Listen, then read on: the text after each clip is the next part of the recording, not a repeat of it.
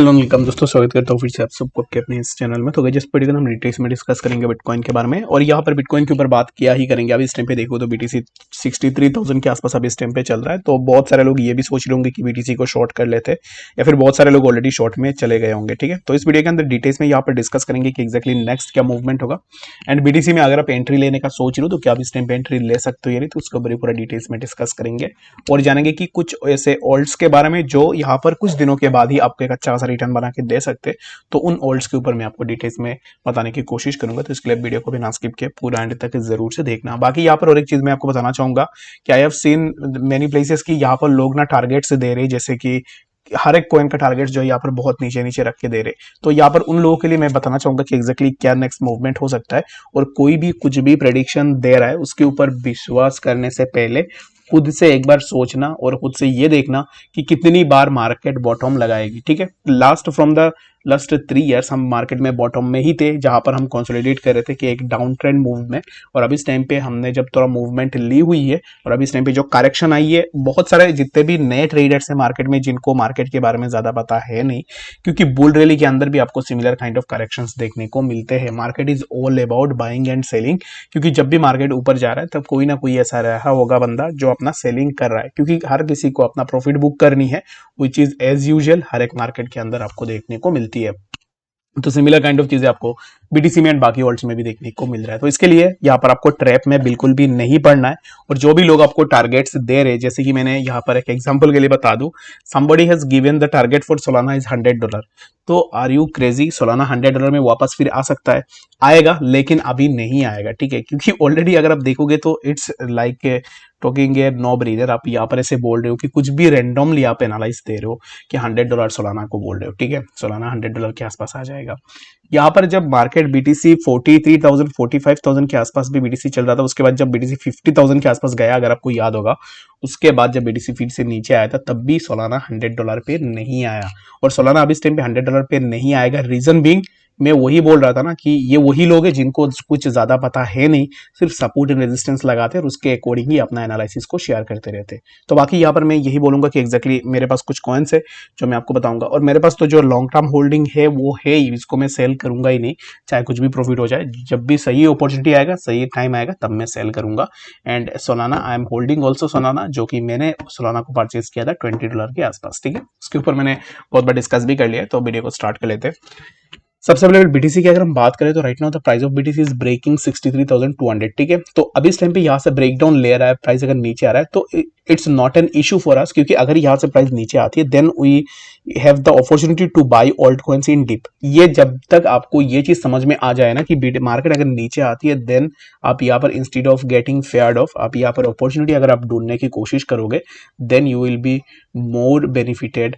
अगर आप यहाँ पर जब भी मार्केट नीचे आती है तब आप ये सोचते हो कि आप डीप में और भी अपना बाइंग बनाओगे। तो मैं यहाँ पर ना यही सोच रहा हूँ कि मैंने ऑलरेडी जो भी लॉन्ग टर्म का मेरा बाइंग था वो मैंने ऑलरेडी बना लिया है। तो अभी इस टाइम पे मार्केट और भी नीचे आएगा तब मैं अपना और भी बाइंग बनाने की कोशिश करूंगा।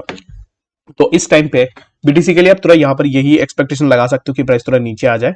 तो नीचे इन द सेंस प्राइस 59,000 60,000 के आसपास आ सकता है, उससे बियॉन्ड दिस मैं अब इस टाइम पे एक्सपेक्ट नहीं कर रहा हूँ। ठीक है, बाकी आपका जो भी ओपिनियन है वो मुझे कमेंट सेक्शन में जरूर से बता सकते हो।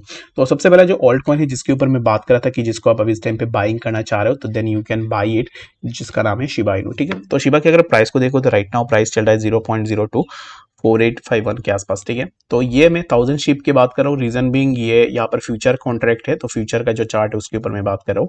तो शिबा में अभी इस टाइम पे आप अपना स्मॉल अमाउंट में बाइंग बनाना स्टार्ट कर सकते हो। एंड मैंने अगेन आपको बताया कि आप वो यहाँ पर जितने भी लोग अभी इस टाइम पे आपको प्रेडिक्शन दे रहे हैं कि प्राइस 50% 100% नीचे, जो भी यहाँ पर प्राइस का प्रेडिक्शन दे रहे हैं, तो उनसे आप थोड़ा दूर रह सकते हो और बाकी यहाँ पर प्रैक्टिकल होके बाइंग बनाना स्टार्ट कर सकते हो। बाकी यहाँ पर टोटली आपके ऊपर डिपेंड करती है कि आप कहाँ पे बाइंग बनाना चाह रहे हो, कहाँ पे नहीं चाह रहे हो। बट मेरे हिसाब से राइट नाउ एक गुड अच्छा खासा बाइंग बन सकती है, जहाँ पे आपको 3 पार्ट्स में बाइंग बनानी है। फर्स्ट बाइंग आपने समवेयर अराउंड यहाँ पर बना ली, सेकंड बाइंग आपने यहाँ पर बना ली। According to the market momentum आप अपना बाइंग को यहाँ पर डाइवर्सिफाई कर सकते हो। एक ही साथ में बाइंग मत करना, पार्ट्स में आपको बाइंग करके रखनी है ताकि आप आने वाले टाइम में एक अच्छा खासा प्रॉफिट यहाँ से ले पाओ।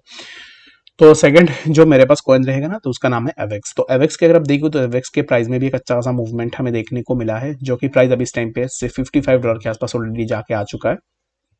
एंड एवेक्स के प्राइस यहाँ पर लास्ट अगर आप देखोगे $44 के आसपास प्राइस कंसोलिडेट हो रहा था। तो अभी इस टाइम पे मार्केट में चाहे कितनी भी बड़ी ड्रॉप डाउन आ जाए, एवेक्स के प्राइस 44.214 ये जो पार्टिकुलर जोन है, इसी जोन से रिट्रेस करने की कोशिश जरूर से करेगा। ठीक है, तो अगर आप एवेक्स में एंट्री ले रहे हो, लॉन्ग टर्म के लिए मैं बात कर रहा हूँ, तो लॉन्ग टर्म के लिए अगर आपने अभी तक कोई भी एवेक्स को परचेज नहीं की है तो 44 के पास आप अपना एक बाइंग बना सकते हो। रिमेंबर इट कि आपको हमेशा यहाँ पर डीसीए करके बाइंग करनी है, यानी कि आपको पार्ट्स में बाई करना है, एक ही साथ में आपको बाई नहीं करनी है। तो यहाँ पर आपने एक बार बाइंग बना ली, एंड अगेन जो आपका बाइंग होगा, नेक्स्ट बाइंग आपको करनी है इसी पार्टिकुलर जोन के आसपास, $34 के आसपास। ठीक है, तो इन बिटवीन दिस जोन आपको अपना बाइंग यहाँ पर बनानी है, और जो भी आप बाइंग बना रहे हो वो स्पॉट के लिए बनाओ, ना कि आप फ्यूचर के लिए बना के रखो। ठीक है, तो $30 के नीचे एवेक्स का मैं कुछ भी यहाँ पर अब इस टाइम पे प्रेडिक्ट नहीं कर रहा हूँ। यहाँ पर मुझे लगता भी नहीं है कि ये $30 के नीचे आ जाएगा। अगर आप $30 के नीचे या फिर इससे नीचे प्राइस का यहाँ पर आइडिया लगा रहे हो, दैट मीन्स कि you are back into the bear market again, जो कि अब इस टाइम पे बेयर मार्केट आया ही नहीं है। तो इसके लिए थोड़ा वेट अप जरूर से कर सकते हो, जो कि बुल रैली स्टार्ट होने ही वाला है, तो इसके लिए मार्केट थोड़ा नीचे आएगा। लेकिन ये जो ड्रॉप डाउन होगी ऑल्ट्स में, उसके बाद ऑल्ट्स आपको एक स्ट्रेट लाइन पे मूव करते हुए दिखेंगे, जो कि आपको बहुत अच्छा खासा प्रॉफिट बना के दे सकते हैं। तो आई होप कि आपको यह समझ में आ गया होगा कि एग्जैक्टली ऑल्ट्स में क्या मूवमेंट हमें देखने को मिल सकता है। उसके बाद यहाँ पर मेरे पास जो जितने भी कॉइन्स हैं उनके ऊपर मैं आपको बता देता हूँ, जो कि यहाँ पर मैं अब इस टाइम पे एवेक्स की अगर मैं बात करूँ तो आई बॉट एवेक्स ऑलरेडी, मेरे पास ऑलरेडी यहाँ पर शिबा भी है जिनको मैंने ऑलरेडी बाई कर लिया। लेकिन कुछ लोग ऐसे पूछते हैं कि एग्जैक्टली अब इस टाइम पे हम क्या बाई कर सकते हैं, तो उनके लिए मैं यहाँ पर ना डिटेल्स में बता रहा हूँ।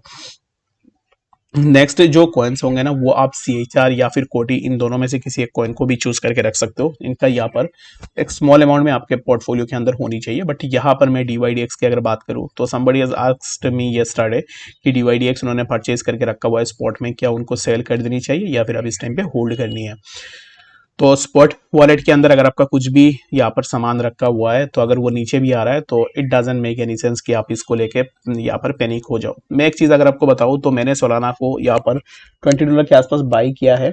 बट उससे पहले ना यहाँ पर कॉइन स्विच बोल के एक क्रिप्टो एक्सचेंज आता था इंडिया में, अगर आप लोग में से किसी ने यूज़ किया होगा तो उस टाइम पे मैंने क्या किया था कि 10,000 रुपीज़ में सोलाना को बाई किया था बैक इन 2 ईयर्स को। ठीक है, तब मुझे यहाँ पर क्या हुआ था कि मेरे पास थोड़ा पैसे थे, तो मैंने एक सोलाना परचेज कर लिया था 10,000 के आसपास, तो स्पॉट में था। तो मैं बिल्कुल भी पैनिक नहीं कर रहा था कि एग्जैक्टली इसको लेके क्या होगा। बट अभी इस टाइम पे राइट ना उसके अंदर भी मैं प्रॉफिट में आ चुका हूँ। तो यहाँ पर ऐसे होता है कि स्पॉट में अगर आप एंट्री लेते हो तो फिर आपको ज़्यादा डरने वाली बात कोई है नहीं। ठीक है, स्पॉट को आप अपना होल्ड करके रख सकते हो फॉर ए लॉन्ग टर्म। तो ये एक एग्जाम्पल मैं आपको बता रहा हूँ, ऐसे बहुत लोगों के साथ होता है। बट यहाँ पर आपको पेशेंस के साथ अगर आप होल्ड कर सकते हो, अगर फंडामेंटली स्ट्रॉन्ग प्रोजेक्ट है, देन आपको पैनिक लेने की जरूरत नहीं है। अगर आप यहाँ पर कोई भी यहाँ पर कॉइन को उठा के परचेज कर लेते हो तो उनमें हो सकता है कि कुछ यहाँ पर ऐसा ना हो, बट फंडामेंटली स्ट्रॉन्ग प्रोजेक्ट्स के अंदर आपको टेंशन लेने की कोई भी जरूरत नहीं है। तो DYDX को मैंने ऑलरेडी परचेज भी कर ली है, और अभी इस टाइम पे अगर आप लेना चाह रहे हो तो then you can look for a DYDX as well. ये भी बहुत अच्छा खासा अपवर्ड मूवमेंट में जा सकता है इन कमिंग डेज।